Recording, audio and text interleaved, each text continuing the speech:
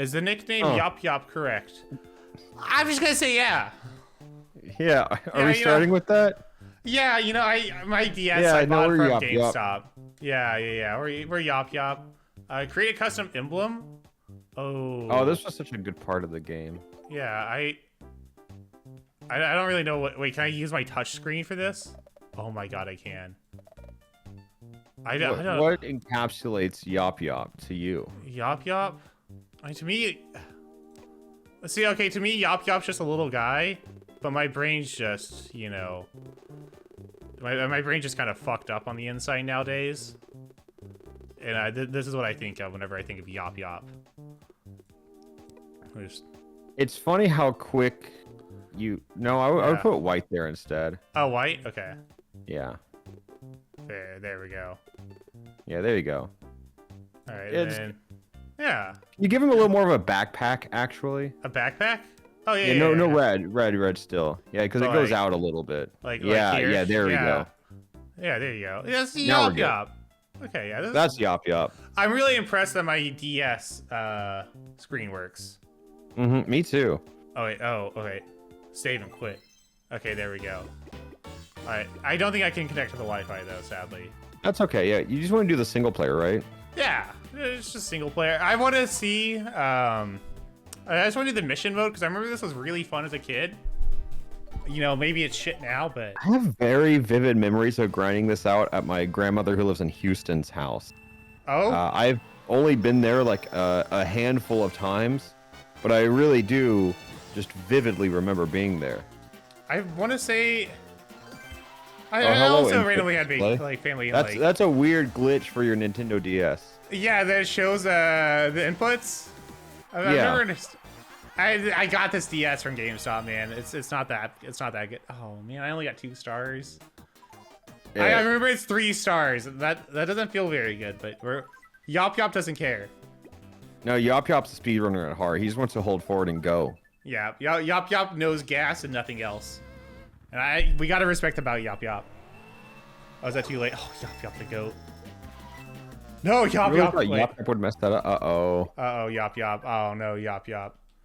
That's not the Yop Yop I know. But, no, I grinded it. This was the one that I remember grinding on, not the bus, because I didn't take the bus to school, but just, at, school type of thing. I took the bus for a little bit, but also I wanted to take the bus. The bus was cool to me.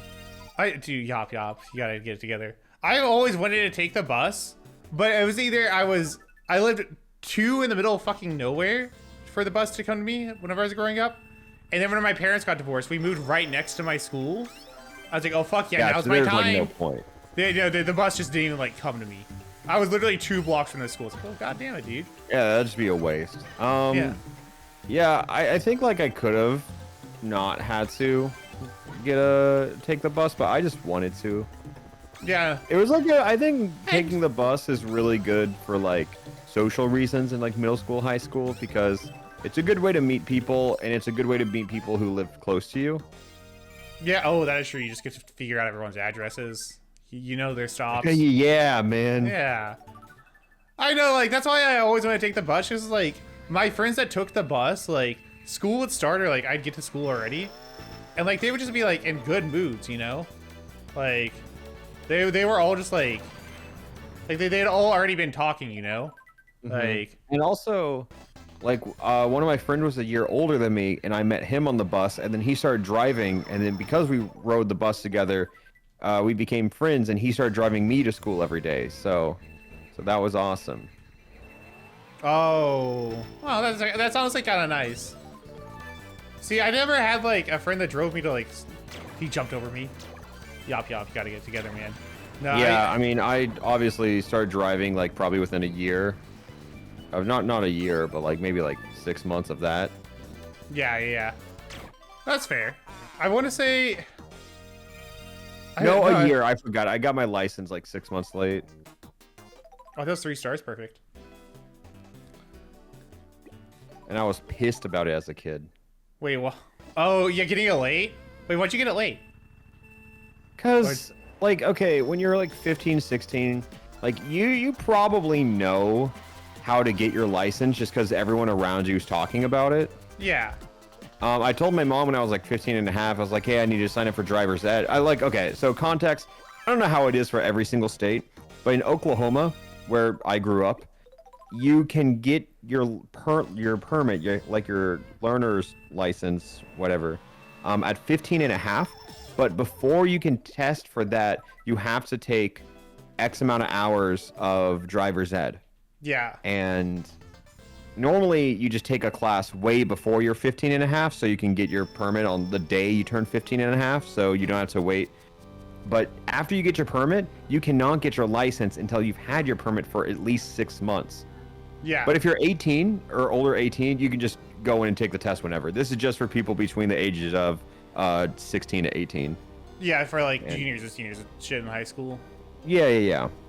And so and hard one. I told my mom, I was like, hey, I need to take driver's ed. She was like, oh no, that's not how it works, because that's not how it was when she got her license. And I was like, okay, yeah, but that was like 30 years ago.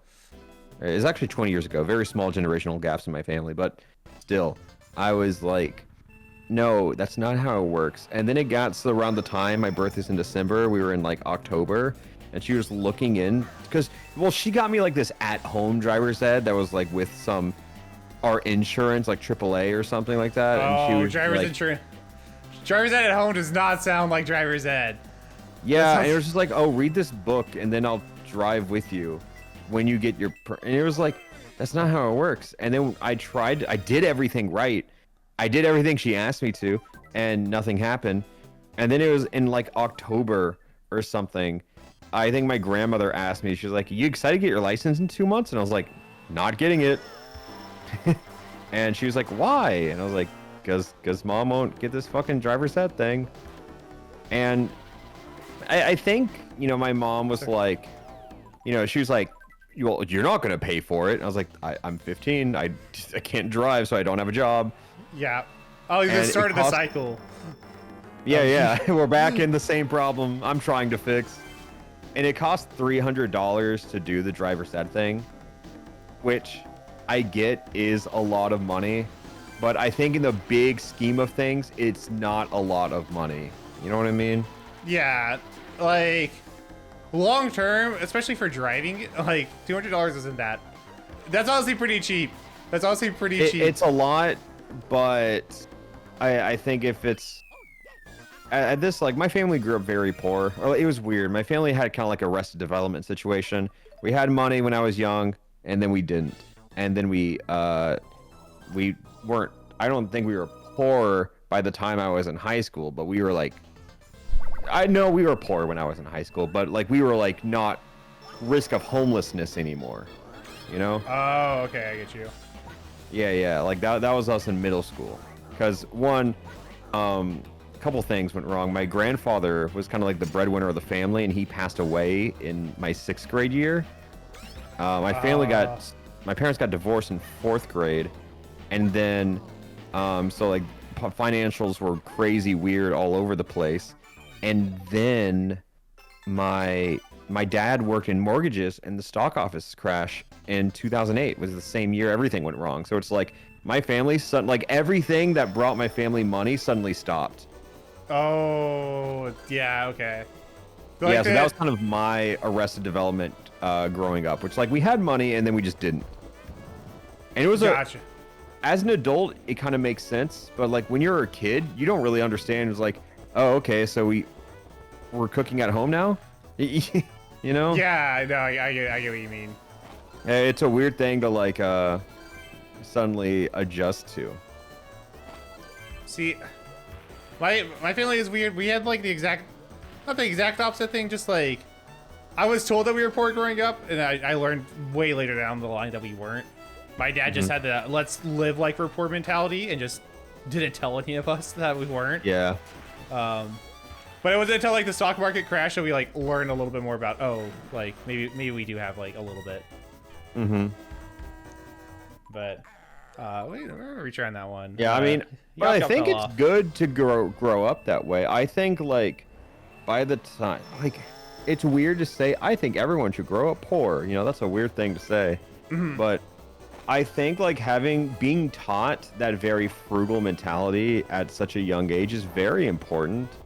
Yeah. Because I think I would be way worse with money than. Oh, I like the skip here. Good route. Thank you. I'd be way worse with money if I didn't have that as a kid. Where like I watched the struggle. Like, you know what it's like whenever you don't have money, so it's just like, I need to make sure I don't get there. Also, it's like good for being like, because now you're able to like be empathetic to people that are in the struggle. Yeah, that's it. Yeah, I think I'm pretty empathetic to it. To like a fault. No, not a fault. I think like I just want to help people, especially the ones who are close to me. And I think I've had to get to the point where I'm having to tell myself that I'm not supposed to help everybody, right? Yeah. Right, like it's not to be dismissive to like the people who need it and what I can do, but it's like if I give away all my money, I won't have any. Yeah. Like, okay, at the end of the day, you have to take care of yourself, like, first. Like, yeah, I do. It is good to have the like. I'm gonna call this a skill, like to like care about people that much. I think it's just a trait. Yeah, trait's probably a better word for it. But it's just like, it's one of those things where the people that care about people a lot sometimes just like care about people more than themselves. Which, like, okay, have you you know Anthpo, right? Yeah, of course. I don't know why I said it like that. Yeah, you met him through me. Yeah, I know Anthpo. But okay, I mean, like, okay, so Anthpo, for example, like, have you watched like not his final video, but like as one of his like last videos that he uploaded to his YouTube channel, where it's just a conversation between him and his dad. Yeah, I did. It was just like he was kind of talking about that. It was like, it's not a bad thing to want to take care of your friends, but you still have to like. That was a really good video. It was like, because it didn't hit me that like Anthpo was actually about to like go offline until that video. I was like, oh wait, he wasn't kidding. I think it's, for me, it's just like about if one of my friends has a problem and it involves finances. I mean, I have a job that allows me to have excess funds, and it's like I always want to help, and if I honestly, most of the times I do, but because I mean, look, if I have a job that gives me a fuck ton of money and I really care about my friends, and some part of me feels like I owe a lot of the success to my friends in the first place for support, being there, and sometimes just being in videos and stuff. Like, why wouldn't I not? Why would I not want to help them when I can? Because like, I don't want to, but I think it's like a slippery slope, right? Because I don't want my friends to feel like they can come to me for money, because I think it's like a different energy of me offering to help and then them asking for help, you know? Yeah. Wait, I didn't realize what to do for this one. Am I just... Okay, cool. Yeah, no, like, you don't... There's a difference between, like... I don't want to feel like a bank, you know? You don't want it to be a bank. You don't want people to only come to you then at that point, too, for, like, financial help. Like, because that's, like, if you ever, like, watch any, like, feel-good movie about a rich person and finds out, oh, they don't have friends because people only come to them for money. Like, I think at like a certain point, like, it makes sense that you don't want to do that to yourself. Yeah, I think I've gotten lucky for the most part. I think most people who I surround myself with aren't like that, which I think I've just gotten lucky. And I'm pretty good at sniffing it out, I think, for the most part. And I also, you know me, I think I'm pretty good at saying no. Or like, I don't really let people walk over me. It's more of just like when people try to, I'm like, damn, thought you were different, you know, I guess. Yeah, I know. It's like, you'll give them the chance to prove you wrong and to like prove you right as well. Which... Yeah, I mean, if I ever have someone who comes to me and like, hey, this is like an urgent thing, I need something now, and it's like a life or death situation of like having funds or something. Yeah. It's normally I'm pretty responsive to that. I think it's just more so when it's like not as serious. Yeah, when someone's like, yo, I'm trying to like go on vacation out in like Hawaii. Yeah. You got me, man? No one's ever asked me to spot their vacation, though, I can at least say confidently. Okay, that's good. Yeah. But like, it's just sometimes like if you have a friend, it's like you give them an inch, you take a mile. It's, you know, they're late on rent once and they ask, hey, can you help me out pay rent? And I'm like, sure. And then it happens like again the next month and it's like, oh, well, you also haven't like paid me back. And sometimes I don't always ask them to pay me back, but sometimes a lot of people won't accept stuff without saying they'll pay you back, you know? mm-hmm. Because I think like I would be the same way. I don't like handouts. Never have. Yeah. I really don't like asking for help on like a lot of things. Like I'm very much I'll just do it myself type of thing. Like yeah, it's definitely some kind of ego thing too. Because for me, it's not even like an ego thing for me. I think it's just kind of like how I grew up, where I was just like, yeah, or not an ego thing, but like a pride thing. Because for me, I know my dad was like this a lot growing up, and he kind of like made it clear that he wanted me to not be that way. Of just, he would only ask for help after it was too late. oh, okay, parasites, gotcha. Yeah, no, like, And I think I was that way until I kind of realized I am a lot like my dad, even in the bad ways too. Yeah, that's rough. I like, Yeah. there's times where it's like, oh, you're just like your dad. It's like, oh, hell yeah. And then there's times where it's like, oh, you're just like your dad. It's like, oh, fuck. Yeah, I'm just like my dad. Yeah, it's. I mean, like that's not the most destructive trait ever, but it's just kind of like you know, my dad will make it clear to me that he wants me to not be that because it's gotten him into some shit. So I've become better over time at like asking for help and being communicative with like my own shortcomings and stuff like that. Mm-hmm. Yeah, because I don't know. Like, okay, it's one of those things where I think I was a lot better about it like back in the day, but like somewhere during college, I really just fell onto like if I can't figure this shit out on my own, like I'd rather just only figure out shit on my own. Which Yeah, not side the note, best mentality. bosses in Mario Kart, sick idea. Yeah, dude, I got destroyed. Oops. Oh. I can't. Thank God. Okay. But yeah, I don't know. Money, especially though, it's just like. Money's just a scary thing to ask for help on. But like. I think I've only asked for help from money once in my adult life. I don't think I've never asked for help on money. I've had times where I'm like, yo, like, I have money, but for some reason, like, my bank's just being weird. Can you send me money? I'll pay you type of thing. Like, I think that's different. Yeah, and like, okay, if I've had friends come to me for money, and I'm like, yeah, like, without a without a second thought, like, I'll spot people money. If, like, because I also recognize I'm like, yeah, I'm in a much better spot than I should be right now. Like, or like, than like a lot of my peers are. But it's like one of those things where I know I could ask people for money, but I'm just like, oh.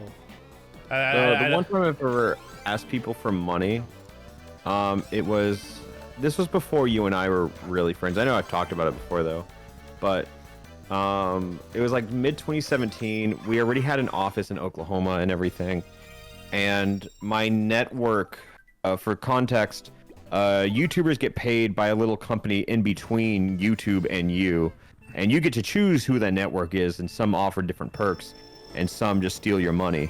And in this situation, mine was unfortunately the latter. I remember this guy. Yeah. They paid me perfectly for like the first 2 years of working together, so I was none the wiser. And then one day, the guy, whoever owned it, just decided he didn't want to. I think I was being paid, like, let me make up a number. $4,582 is what I should have been paid for 1 month, and they paid me $45.82. And I said, that's not correct. Yeah, and then, so I asked them to fix that, and they did, but it was still like a, weird that became an issue. Yeah, because wasn't it a recurring issue after that? Huh? Didn't it become like a recurring issue? Or no, then they started paying me slower and slower and missing it until they just stopped paying me altogether. But the most frustrating part was that they, you know, I know fucking shit about law, and they didn't sound like I could leave the lock-in contract just yet, and they were also kept promising me with like, oh, it should be paid within like a few days, you know, like despite months passing in this. And it was also some of the most influential couple months of like the growth of my career. It was the start of the Not series, really. Oh. So yeah, it was not the start of it. It was like the peak of it though. And so there were a few months of that. I think altogether, the few months of payment combined with some Alpharad Plus early revenue, I think all in all, there's $60,000 that I'm just never getting back. And I've tried. I've looked into law and everything, and no one wants to touch it because it's the company's international and they don't want to mess with all that. And I mean, the company filed for bankruptcy, so it's like, fuck me, I guess. So. Oh yeah, what can you even do at that point? Yeah, really nothing. It's just L. Just hold it. $60,000 down the drain for no fucking reason. Because a predatory company took advantage of a 19-year-old who was new to YouTube, you know? Who was making money and didn't know what to look for. Right? Like, that's all it really was. That sucks, dude. Yeah, it does. And it's like, you know, enough time has passed where I don't even feel bad about... I don't feel stupid for it, right? I'm just like, yeah, I was fucking 19. Like, people gave me way too much responsibility to be like, I wouldn't have let that happen to me, you know? It's just like, oh, yeah, dude, no. Yeah. Fuck anyone that tries to say that type of stuff, because I'm like, you absolutely would. Is a thing. Yeah, but like... my thing was, it sucks because I lived a very cozy YouTube career of just like, I would commission an artist for some thumbnails every now and then, but all of my channel, my editing, everything, thumbnails was all me. So there wasn't a lot of overhead for it. And then I finally set out to get an office. I hire an editor, I get help on it, and now I'm not getting fucking paid. So I have to ask my dad for help. And I asked my dad for help, and he was very responsive. I obviously, whenever I did eventually get paid, I paid him back in full because I don't like getting handouts. But I hate, you know, I had to swallow my pride for this. And I think if it was just me and I didn't have like this overhead or this business or something, I would have just gotten a job and paid for myself and not thought about it. But as soon as I had other people working for me who are now depending on money, I just asked my dad to cover the rent on the office and the salaries of like the 2 or 3 people I had working for me at the time. Yeah. None of the money was for me. It was just to keep everyone else afloat. And dude, I lived on like minimal money. I was Twitch streaming a lot at the time suddenly because I was using PayPal donation links. Oh, that makes sense. That makes sense. So that was how I was like, I didn't want to like beg for money on stream or anything like that, but I would stream and I got like $200 in donations. Obviously very fortunate for that, right? Yeah. Because that was probably the difference of me being like homeless or not eating, right? Yeah.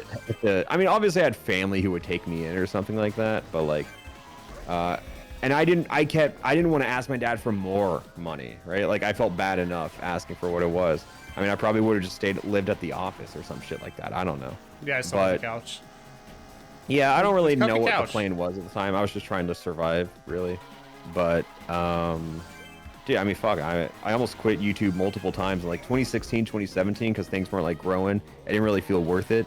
And that was a moment where it really didn't feel worth it. Like there were a lot of close calls that if it didn't work out, I was probably done, right? Different timeline. Yeah, no, like, dude, early YouTube just seems really hard. Like, I came in whenever your YouTube channel was already like very well established. Like, yeah, I can't remember if I came in after you hit 1 mil or right before. It is around the time frame. Right after. Okay. Because I remember you had that before clock. Ultimate.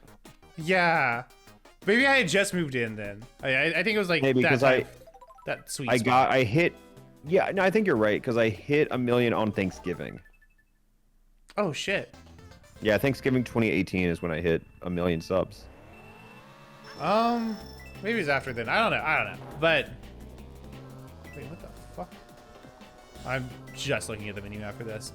But I don't know, just like early YouTube, like getting a channel monetized is a pain. Like this, like that alone just seems like a pain in the ass. But then like having to figure out how like all the fucking like networking shit happens, like how all that Dude, works. like, dude, I would have fallen when for you that shit. Make Okay. a YouTube channel. I think the hardest part is that you get popular because you want to make silly, funny videos, and then you have to learn how to operate a fucking like licensed business. You have to learn how to file taxes. You have to learn how to create an LLC. You have to learn. You have to learn what an LLC is, probably like. Yeah, and above all else, you just have to figure out, like, you can't just, at first I was just paying people money through PayPal under the table because I didn't fucking know how to like actually pay people properly. And then, yeah, you're just PayPaling them everything. Yeah, like it's hard, and it's not a skill set you should just know. I think the one thing people will never understand about YouTubers is that, yes, it's a job that gives you an obscene amount of money. Yes, it's cool, it's great. There's so many perks to just, like, I can list a near infinite number of perks that this job has, but it requires so much random knowledge from different checks of life. Because, like, to be self-employed, it's so it's just weird. It's not just creators, it's anyone who's self-employed at this point. That you have to know so fucking much about so many random different things. And it's hard. Like, that's the hardest part about being a creator. And of course, once you get big enough, you can hire people to do stuff. We've hired a business manager to handle all that stuff. So I really never look at money anymore. But that's still, you have to vet the fuck out of this guy to make sure he's not going to steal all your money. And you got to get to a certain point to be able to afford just that. Yeah, exactly. Like, that is not cheap at all. Yeah, I mean, it's the thing is, it's relative normally. Like, our business manager, he takes 5% of everything. Which sounds like a lot, right? Yeah, but I gotta imagine, like, your business manager helps you make more than that 5% back is a thing. I believe so. I think so. Because it's also, like, he handles entire, like, stock portfolio, stuff like that. But also, it's nice that if I say, hey, I'm going to Japan, and I don't have an international text plan, since that technically involves business and money, he will just call AT&T for me, pretend to be me, and then get it set up. Oh my god, I'm like, yeah, honestly, it's sick. That's honestly super cool.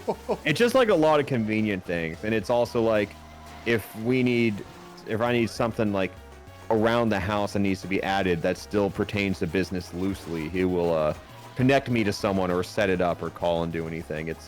I feel like the business manager, I don't know if he's just way too kind, but I feel like he does way more than what I would expect someone to do in his job.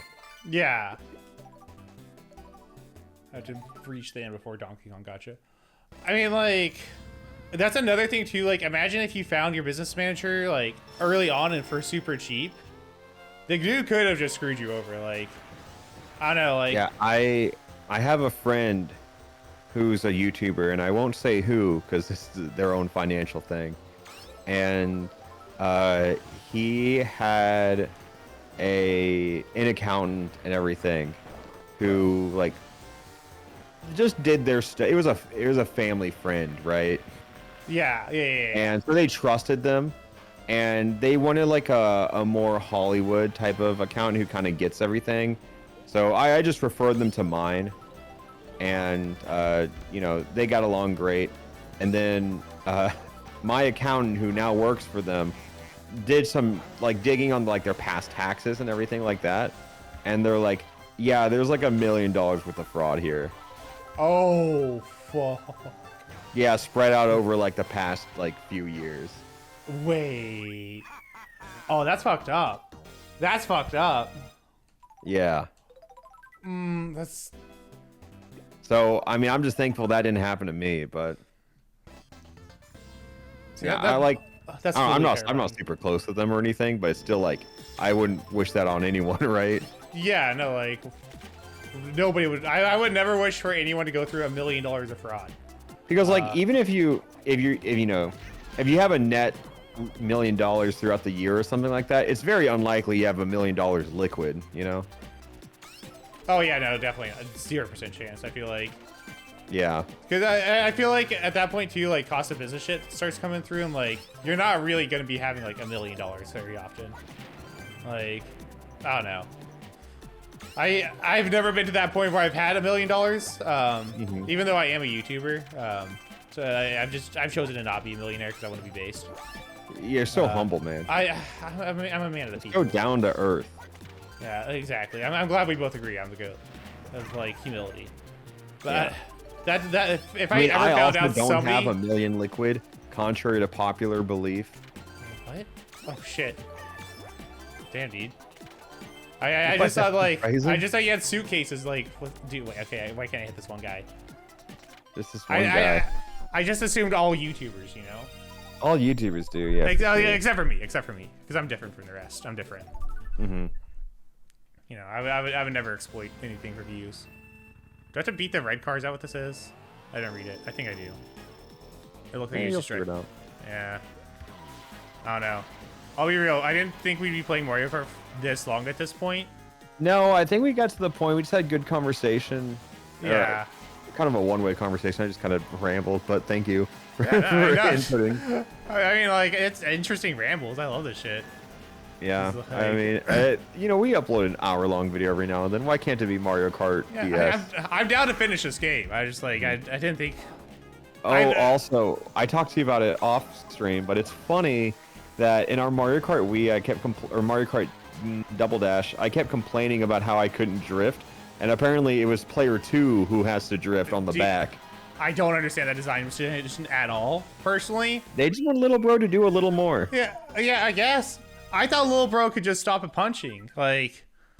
But does that mean that in order for me to drift, I have to like, I have to punch to start the drift?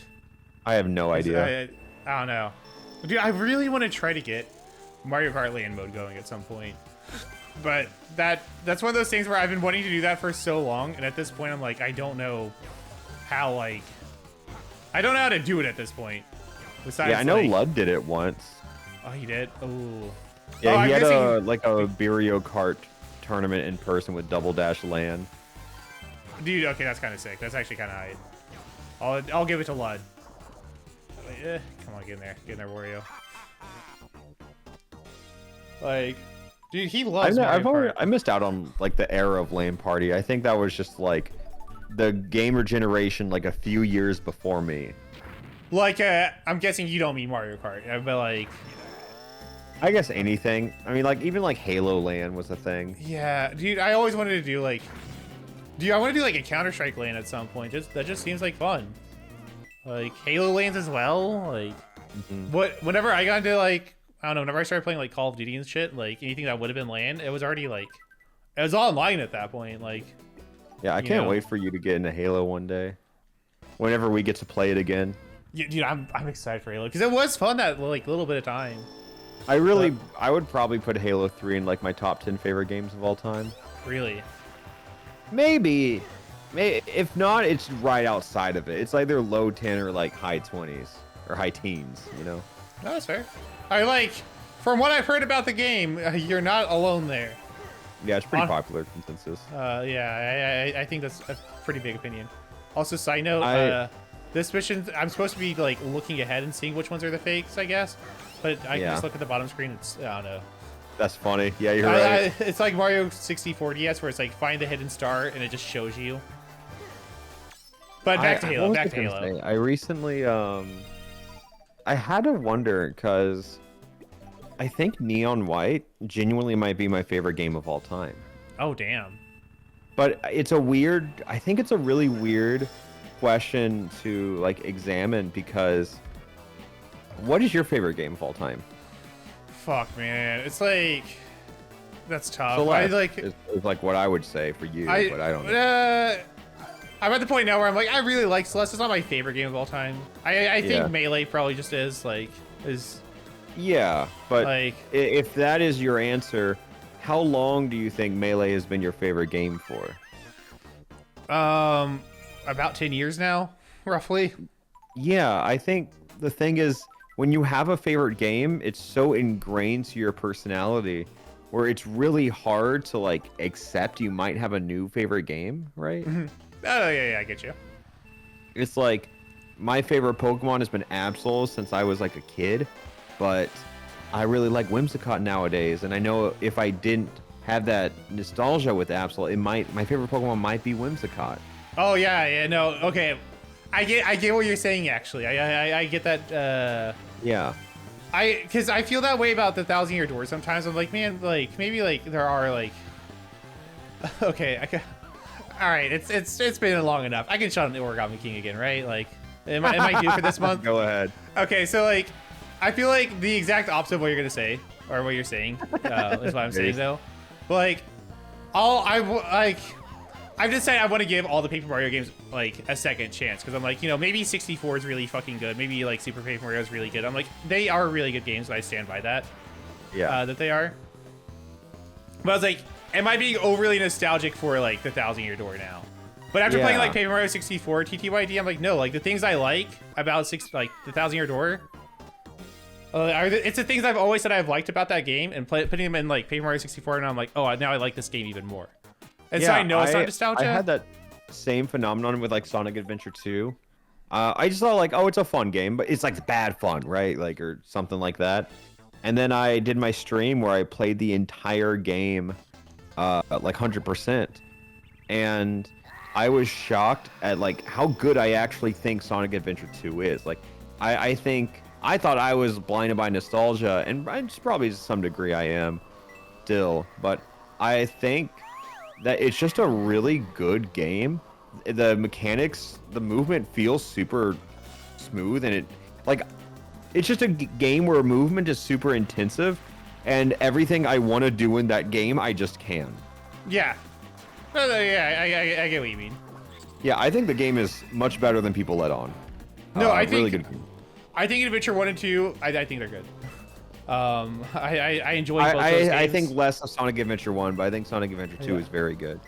See, Adventure 1, it's just got that thing going for me where I'm like, yeah, it's shitty enough to where I'm like, yeah, it's like goofy. It's like it is a goofy shitty game. I agree. Like, wait, did that not hit him? What? I guess not. I don't know. What was the? Where was I?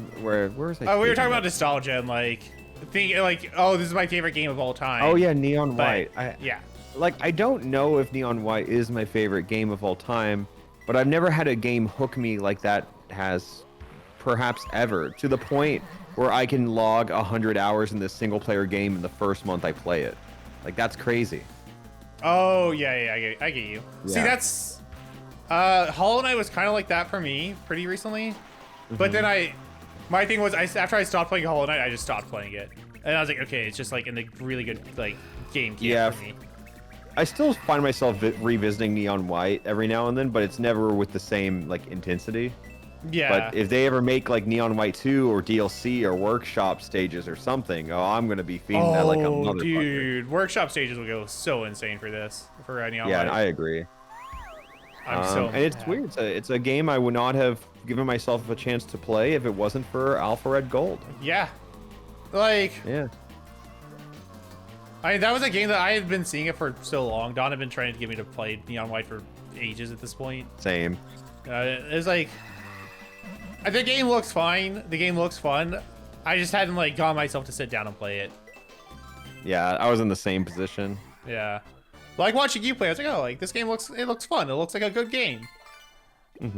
But I've just been the guy who likes Absol, the guy who likes Xenoblade. And for what it's worth, I've sat down with myself. No, I still think Absol is my favorite Pokemon. Whimsicott might just be my second favorite Pokemon.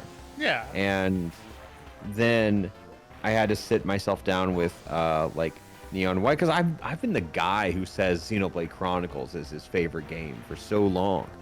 I think there was probably some sense of like pride that I played Xenoblade before Shulk was in Smash, you know?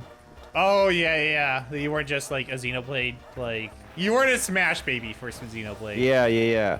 To be fair, it was, I played Xenoblade because there was speculation for Shulk in Smash, and that was like the first time. I was like a normie on the internet at that point. Like I didn't really know anything about anything. And people were like, oh, Shulk's in the game. And I was like, She-Hulk? You know, they thought it was like some shit like that. And so that was like the first time I read like speculation for a character in Smash who I've just never heard of, like even like tangentially. Really? So, yeah, so I looked up Xenoblade Chronicles after reading like some Game Facts forum on Smash predictions, and I just emulated it, and I played through Xenoblade on my, dude, not even on my PC, on my fucking iMac. Oh man. Yeah, on my iMac in my college bedroom with my Xbox controller.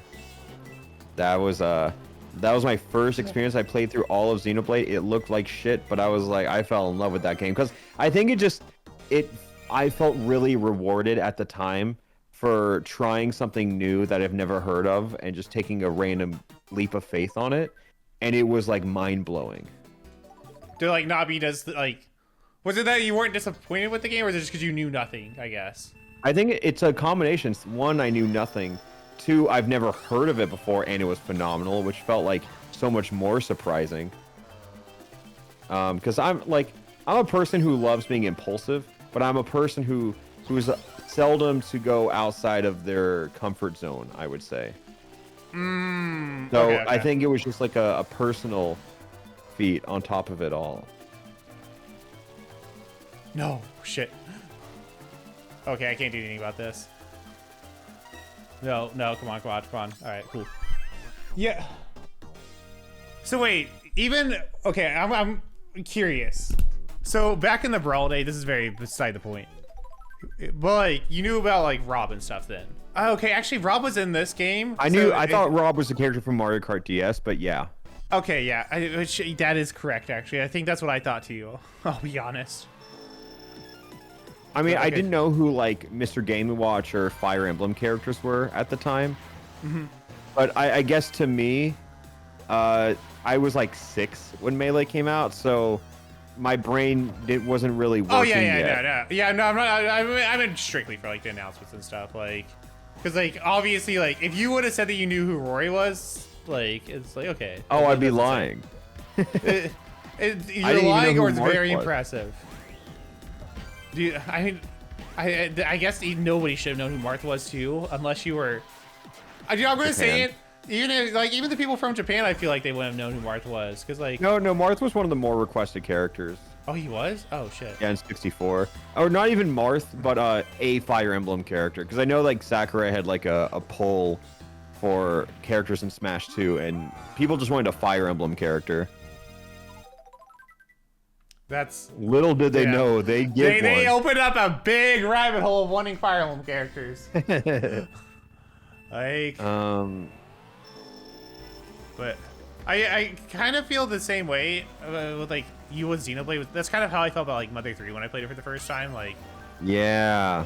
Like I remember like my best friend and I like back in like 7th grade. That's like, a top 10 game for me too, right dude, there. It's a good game. It's a good game. But we spent like a weekend trying to figure out how to homebrew our DS back in like, or not our DS, our Wii back in like, I don't know, 2007, 2008. It was whenever Brawl came out, because I remember we also spent the rest of our time like, we spent our time getting like an emulator on our Wii. We're like, oh, this is awesome. We can play games for free. But it was also like, oh, now we can do like fun Brawl stages. They are all just like, you know, like the cosmetic mods and shit. But is this heading to a Masked Man story? a Masked Man story. Oh, Wait. sorry. I misunderstood where it was going. Oh no. We weren't doing like Masked Man and anything. Just like we figured out how to do modding, and then we're like, oh, let's play Mother 3 now. Like now that we have our okay, gotcha. Wii's homebrewed. No. Dude, okay. Side note. Do you remember that video where we talked about the Masked Man and we talked about who the Masked Man was at No. Mother 3? Well, we did that once. The Masked Man being the main villain from Mother 3. You and I just talked about, oh yeah, it was very obvious that it was this person. And people got very Who upset. did we spoil? Who the Masked Man was. Yeah, but is there a person who we spoiled? The comments, I just remember there were angry comments. Like, it wasn't just one person. Like, a couple of people were like, it's still not, boo-hoo. like, it's like, okay, I'm the biggest bitch whenever it comes to spoilers. But Yeah, for I that know. one, I'm like, dude, if you play the game I after usually it's do like, what I can to not spoil people. I go above and beyond. I did not mention the new power up until I did not even publicly mention it until it got animated. yeah. And even now, I'm not saying it out loud. Yeah, you're still like soft censoring yourself, and like that's respectable. Unlike the But one bro, person, masked man, come on. dude, it's like, are you gonna be That's upset? like Sheik and Zelda and Ocarina. Yeah, it's like, which I guess, yeah, that sure that would be a huge spoiler back in 97, 98 when that game came out. But dude, once Melee comes out, Darth Vader is Luke's father. Sorry you had to find it. yeah, oh dude, I did one's just spoil not someone cool. on that recently, by the way. I want to say, didn't you? I feel like you've told me this story. Maybe But, I might have. You can But- retell it though. Someone didn't hear it. We were in a group of friends, and she is a Disney adult, and she was talking about how Star Wars actually, and Wait, how I actually, was what? like, dude, I like Star Wars, and everyone in that group was like, yeah, we kind of like Star Wars, and like I'm a casual Star Wars fan. I watched it as a kid. I watched all the movies. I consumed the spin-off material, but I would say I like Star Wars. And she was just explaining why the series is actually bad. And then you know, if you're telling me that something's bad, I'm going to assume you've consumed it. Yeah, especially Star Wars. Yeah. So then I was like, there's so much good stuff in it. Like, if you imagine the twist that, like, imagine going to the theater and Darth Vader is Luke's. Yeah. Also, you're cutting out a What? little bit. I don't know if your mic's like good. What? Your mic's just cutting out like on Discord. Sorry, is it? What? What? No. Okay. Hi, Jacob. Hello. Hi, are we back? Kind of. I honestly thought you were doing a bit for a second. Oh, he just left. Jacob. Oh, okay, he's back. Okay. Yeah, I don't know what that was. Anyways, yeah, I just said, like, imagine going to theater and learning that Darth Vader is Luke's father, and she was like, what? And I was like, no. Yeah, I refuse to believe that person actually. Oh my god. No, I believe them. I wholeheartedly No believe them. way, dude. Dude, okay. Because that one's like, that's just a meme that it's a father. Like, the Luke, I'm your father. Like, that's been I don't parodied even know how so you many make times. it through, like, pop culture and not Yeah, know that. That's what I'm saying. Like, that's just impressive. But on another note, I think, just like human to human, I think it's rude as hell for people to say they like this thing and have it be met with, no, it actually sucks. And then when we talk about it, you're like, oh, I haven't consumed it. Yeah, no, that's like, oh, yeah, One Piece, more like mid-piece. Where you at? I've never started it. Like, okay. Yeah. I mean, you know, if people tell me One Piece sucks and they've read, they watched like 20, 30 episodes, I think that's still a fair claim. Yeah, right? yeah. But, like, if you haven't touched it at all, Yeah. Personally, Yeah. I love One Piece. That's no secret. But I also think it's pretty annoying how people will try to get into it, not like it, and they're like, well, you didn't really give it a chance unless you finish Alabasta, which is like chapter like 200, right? yeah. Like, See, okay, I think my point for One Piece, like, if you don't like it, get off here, is like red line, like, or whenever you get to the Grand Line. yeah, Locktown. I mean, Yeah. I just tell people, I was like, I mean, I don't even give them a number. I was like, I was like, I can tell them that I think it gets more and more serious as time goes on. I can tell them that I think One Piece is all about building upon things that they've already established, and it compounds as time goes on. Like, I can explain all of that because I really think the payoff for One Piece, like when people say, oh, it gets good at this chapter, it's just because One Piece, the best thing it does is world building, in my opinion. Yeah. And you don't really get to understand the world until you get to see more of it and see how it keeps moving forward and everything like that. So I think that's really what the magic of One Piece is. But if people don't want to wait that long, or they just don't get hooked earlier than that, I'm like, fucking sure. I have people who come into my chat and be like, hey, Alpha, I'm sorry to say, but I hate One Piece. Don't get mad at me. And I'm like, I don't fucking care. Don't get mad at me, please. I just hate. Yeah. I just don't like the funny monkey guy. That's Yeah. fine. No, it's like, Yeah, I'll be the first to say I think you're missing out, but I'm not gonna like try to change your mind.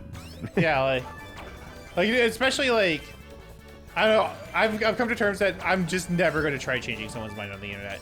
That's your opinion? Yeah. Cool. All right. People do not go online to be proven wrong. That's just a fact. No, dude, you told me that a long ass time ago. And anytime, as soon as you told me that, Jacob, I stopped tweeting by 90%. I swear to God. I stopped, like, I think stopped that going one online. line, as soon as I came to it, it really changed my worldview, you know? Yeah, I was like, oh man, like, people really just... like, Joe, you do not go online to get your mind changed, you know? Yeah, so no, why would anyone else? I don't. Like, I go online to see what I want to see, and then I move on with my life. Yeah, just the concept of following people and curating your timeline is like, you know, people are always like, oh, it's an echo chamber. And it's like, yeah. Yeah. I want to see things I like. That's the fucking point. If you want to see things you don't like, I mean, I guess Twitter, just go to your For You page at that point. Yeah, like, it's good to understand, like, the worldview of other sides and everything like that. But yeah, no, definitely, definitely. It's like, yeah, I don't want to be, yeah. But, like, it's okay. YouTube, I'm not subscribing to every single channel I watch. I'm only subscribing to, like, Scott the Woz and the other channels I want to watch. Like, yeah, something else, this is kind of going back to a few conversation points ago. This is like a super privileged thing to say. And I know that because, you know, we were talking about money earlier. But I had this conversation with someone at Pokemon Worlds. And, you know, they were like, their whole hotel room that they ordered, they booked it and everything, and it didn't go through, but they paid for it, and the hotel apologized, but they were still out of rooms. oh. And I was like, oh, that sucks. It's like, yeah, I just bought another one. And it's wow. like, but you know, like, yeah. That's something that not everyone can do. And I was like, in that situation, I would have done the same thing because we have that excess money, and it's a weird thing to realize something like that. But also, the conversation then kind of led with like, isn't it fucking crazy that we can just do that? And I don't want to like romanticize the struggle, right? But I do miss the times when like I had to worry about that stuff, because I think about that kid, me, who was oh, I want to go to a Smash major. Be prepared to split a 2-bedroom hotel room with 6 guys. Yeah, you know, like it doesn't sound great. Like, that's not an awesome place to be, but you make memories that way, right? Like, Joe, if you and I were to go on a trip right now, it's equally possible that we just get 2 rooms, or Yeah. And if we go with 4 people, we are definitely at least all getting our own bed, you know? Oh yeah, absolutely. But And like, I'll continue.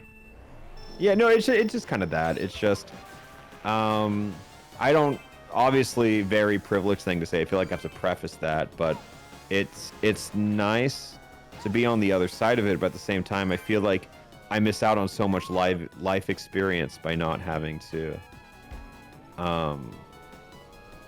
You know, I think it's kind of like you see in like shows of like restriction breeds creativity, stuff like that. Yeah, like, I guess I'm just trying not to be like super out of touch and trying to tone deaf romanticize like the hardest parts of like of being a human. Yeah, you know, like it's just kind of about like that era type of thing. Like, yeah. Or maybe it was just that I was younger. Maybe it has nothing to do with money, right? yeah, because like, I mean, for all intents and purposes, you very well could just go do that, exactly that. You could hit up like a couple of your Smash friends and say, hey, let's just split a hotel room.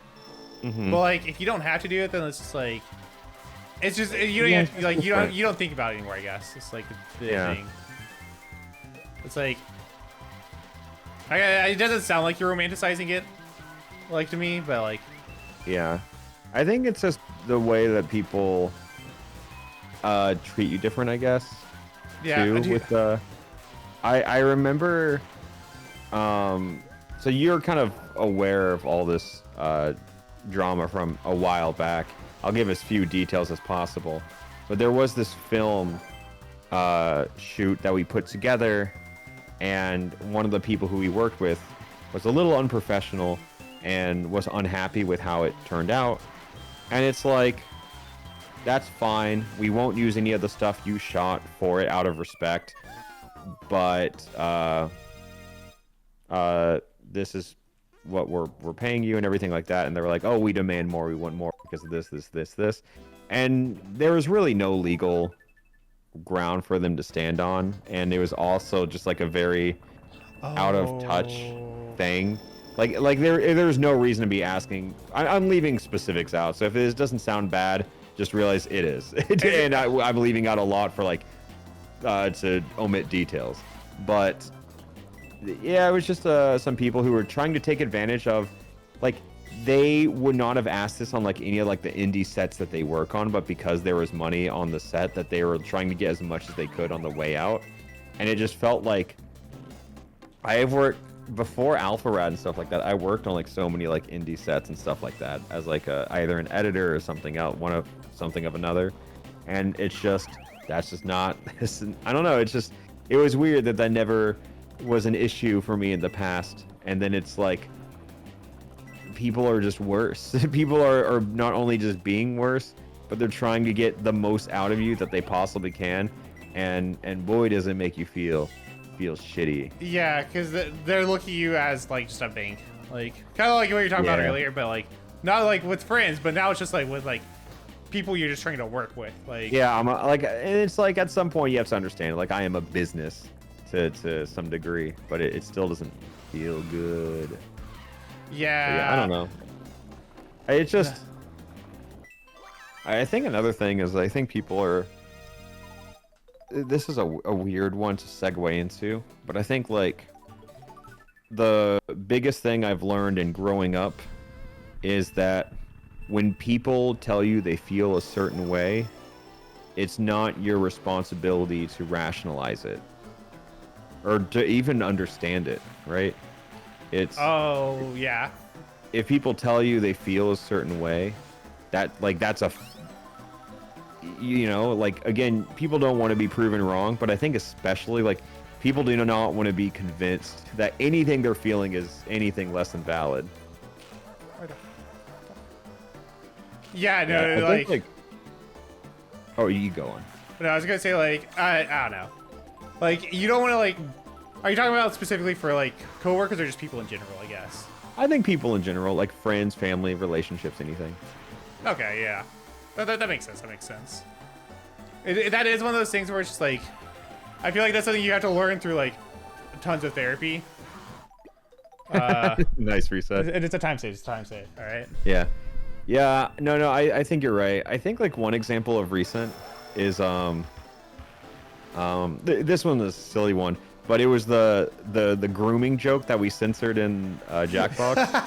Yeah. Yeah. Because. I wasn't even like personally like that offended by it. Colin was the one who pitched that we censor it. I was like, oh yeah, let's do that. Just because I was like, whatever. But, yeah, better safe than sorry. You know. Yeah, I just saw, you know, a vocal minority, right? But there were like a couple comments talking about how I overreact and stuff like that, and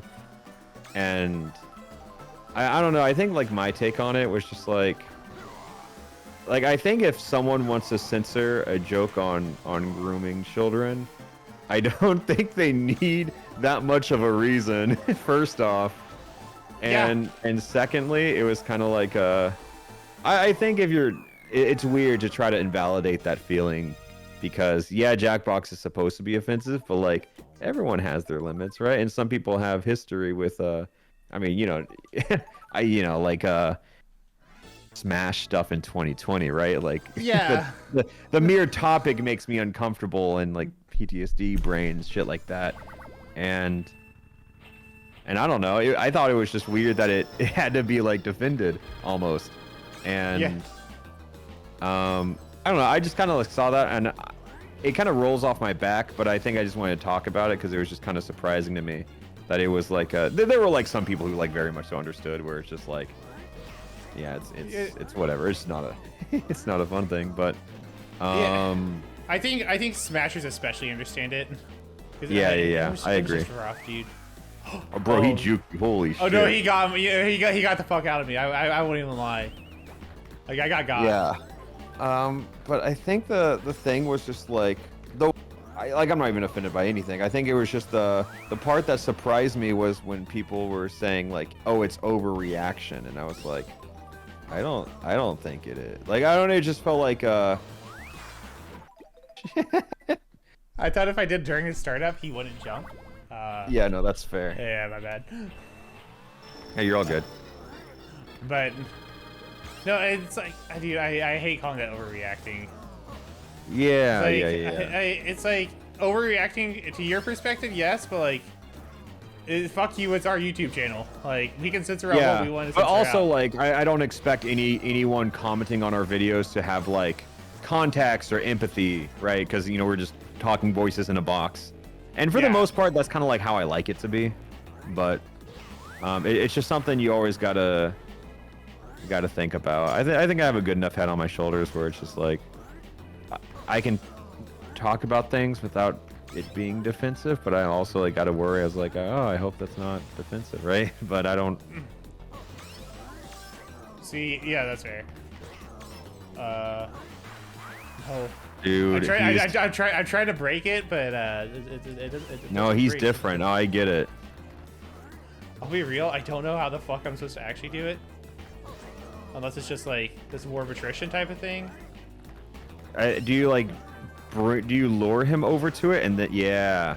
Oh, easy. Nice, easy. Good shit, Luigi.